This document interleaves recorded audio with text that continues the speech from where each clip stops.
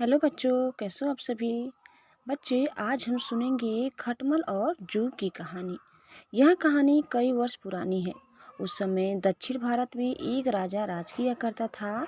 राजा के बिस्तर में मंदरी समर्पिनी नाम की एक जू रहा करती थी, लेकिन इस बारे में राजा को कोई जानकारी नहीं थी। हर रात जब राजा गहरी नींद में सो जाता तो जूं अपने घर से बाहर निकलती, बड़े चाव से पेट भरकर राजा का खून चूसती और दोबारा जाकर छिप जाती।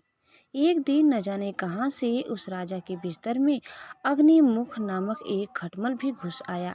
जब जू ने उसे देखा तो उसे बहुत गुस्सा आया कि उसके इलाके में एक खटमल घुस आया है।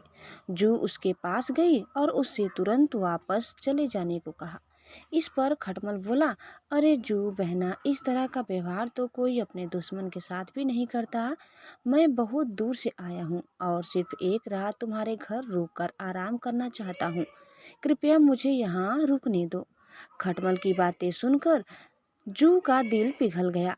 उसने कहा, ठीक है, तुम यहाँ रुक सकते हो, लेकिन तुम्हारे कारण राजा को कोई परेशानी नहीं होनी चाहिए।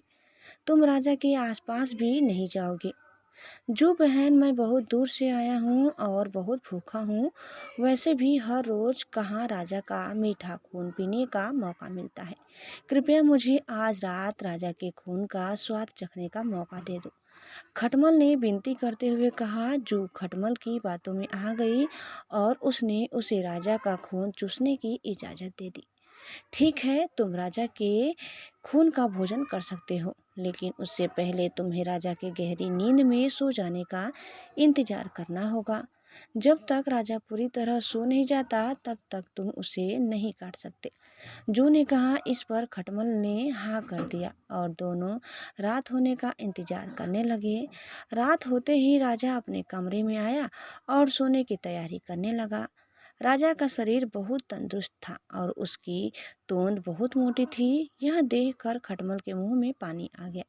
जैसे ही राजा बिस्तर पर आकर लेटा, खटमल ने न आओ देखा न ताव और सीधे जाकर राजा की मोटी तोंद पर जोर से काट लिया और फिर दौड़कर पलंग के नीचे छिप गया।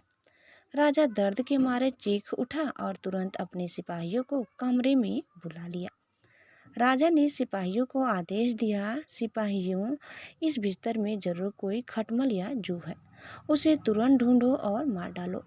राजा के सिपाहियों ने बिस्तर पर ढूंढना शुरू किया तो उन्हें बिस्तर में छिपी जू मिल गई।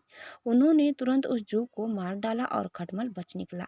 इस प्रकार खटमल की गलती के कारण बेचारी जू मारी गई। दोस्तों, इस कहानी से हमें यह सीख मिलती है कि हमें आंखें बंद करके किसी अजनबी पर भरोसा नहीं करना चाहिए। बच्चों, उम्मीद करते हैं कि आपको हमारी आज कहानी पसंद आई होगी। कैसी लगी कमेंट करके बताइए और चैनल में नए हैं तो प्लीज़ लाइक शेयर सब्सक्राइब करना न भूलें। धन्यवाद। Bye bye.